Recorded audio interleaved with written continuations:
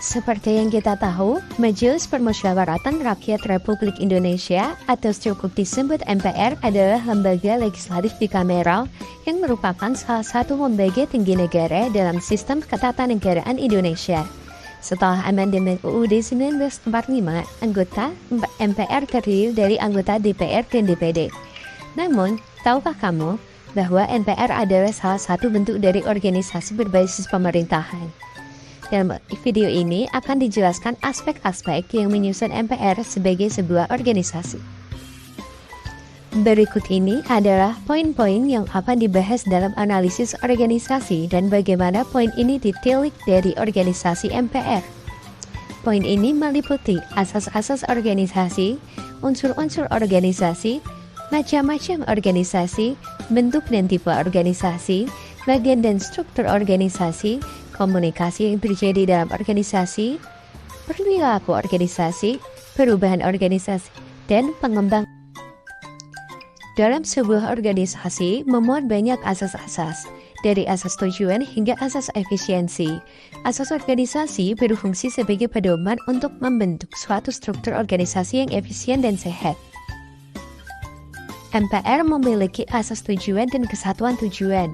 Salah satu di antaranya adalah mewujudkan pelaksanaan wewenang dan tugas konstitusional Majelis Permusyawaratan Rakyat sesuai dengan ketentuan UUD NRI tahun 1945 dan peraturan perundang-undangan dengan berlandaskan asas legalitas, asas kekeluargaan, musyawarah, dan gotong royong. MPR juga memiliki kesatuan perintah dan pendelegasian wewenang, yakni MPR tersusun dari pejabat tinggi hingga pengurus dan staf yang masing-masing memiliki wewenang tertentu. Sebagai pemimpin, tentu dapat memberikan perintah dan staf wajib menjalankan perintah.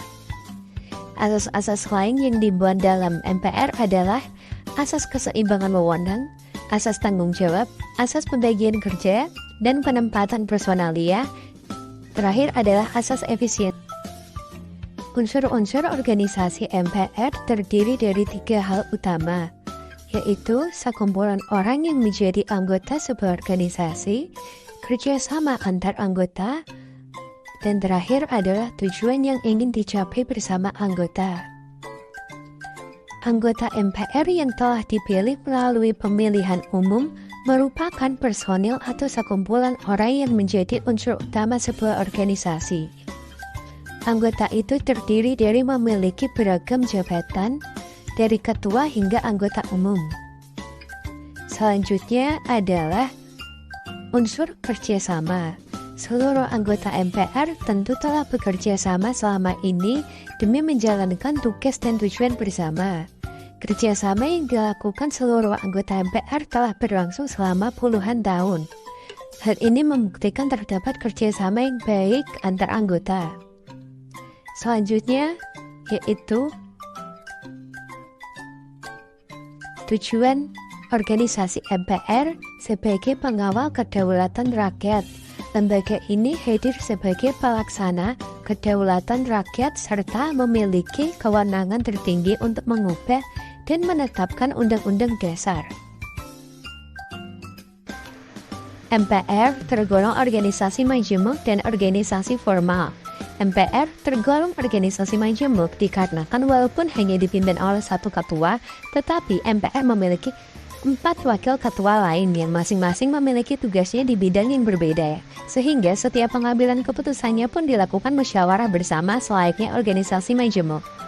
MPR tergolong organisasi formal karena organisasi ini dibentuk secara resmi oleh pemerintah dalam rangka menciptakan harmonisasi hubungan diplomatik antar parlemen serta memiliki tugas utama yaitu penetapan undang-undang. MPR merupakan organisasi pemerintah dan organisasi nasional. MPR adalah organisasi yang sedari awal memang didirikan oleh pemerintah dan kegiatannya diawasi langsung oleh pemerintah, serta memang dibentuk guna membantu pemerintahan. Oleh sebab itu, MPR memiliki cakupan nasional. Sedangkan, berdasarkan bentuk dan tipe, MPR digolongkan sebagai organisasi dengan bentuk organisasi komite. Hal ini dikarenakan unsur utama dalam organisasi komite adalah musyawarah. Sama halnya dengan MPR yang selalu menomor-satukan pengambilan keputusan melalui musyawarah mufakat dan bahkan pengambilan suara yang dilakukan secara kolektif. Berikut adalah bagian dan struktur organisasi, dimulai dari Sekretariat Jenderal yang dibagi menjadi 3, yaitu Inspektorat, Deputi Bidang Administrasi, Deputi Persidangan dan Pemasyarakatan Konstitusi. Bidang Inspektorat memiliki struktur yaitu kelompok jabatan fungsional. Selanjutnya, Deputi Bidang Administrasi memiliki struktur Biro Sumber Daya Manusia, Organisasi dan Hukum, Biro Perencanaan dan Keuangan, Biro Hubungan Masyarakat dan Sistem Informasi, Biro Umum. Selanjutnya, Deputi Persidangan dan Pemasyarakatan Konstitusi memiliki struktur Biro Pengkajian Konstitusi, Biro Persidangan dan Pemasyarakatan Konstitusi, Biro Sekretariat Pimpinan. Komunikasi yang terjadi dalam organisasi MPR adalah komunikasi vertikal dan komunikasi horizontal. Komunikasi vertikal terjadi ketika atasan atau dalam MPR biasa disebut pejabat tinggi yang memberikan informasi atau perintah kepada bawahan. Sedangkan komunikasi horizontal terjadi antara orang yang memiliki fungsi jabatan atau kedudukan yang sama. Komunikasi yang mereka bangun berupa pertukaran informasi ataupun perencanaan. Peran staf dalam MPR adalah mendukung setiap kegiatan organisasi, dari mulai kegiatan pemerintahan, menyimpan dan mengevaluasi data, dapat memberi masukan kepada petinggi, hingga dapat memberikan layanan sebaik mungkin kepada masyarakat. Perilaku organisasi didefinisikan sebagai ilmu tentang kebiasaan, tingkah laku, dan cara kerja individu dalam sebuah organisasi. Perilaku organisasi didasari oleh visi MPR itu sendiri, sesuai dengan bunyi visi MPR yang pertama, yakni MPR mengedepankan etika bertumpu pada nilai-nilai permusyawaratan atau perwakilan, kekeluargaan, toleransi, kebinekaan, dan gotong royong. Perubahan dilakukan MPR demi menghadapi hambatan yang terjadi dalam jalannya organisasi.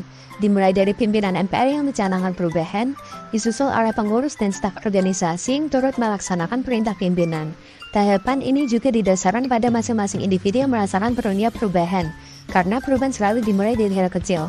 Tahapan spesifik yang dilakukan MPR dalam rangka memenuhi perubahan organisasi adalah penetapan cita-cita organisasi, pembagian job desk dengan lebih efektif, pengembangan kemampuan SDM, dan penyelarasan kelembagaan. Selanjutnya adalah pengembangan organisasi. Hadir sebagai proses lanjutan dari perubahan organisasi. Dalam sebuah organisasi yang mengalami hambatan, ada kalanya tidak hanya diselesaikan melalui perubahan dasar terhadap masalah, namun juga perlu pengembangan lebih lanjut agar efisiensi sebuah organisasi dapat ditingkatkan.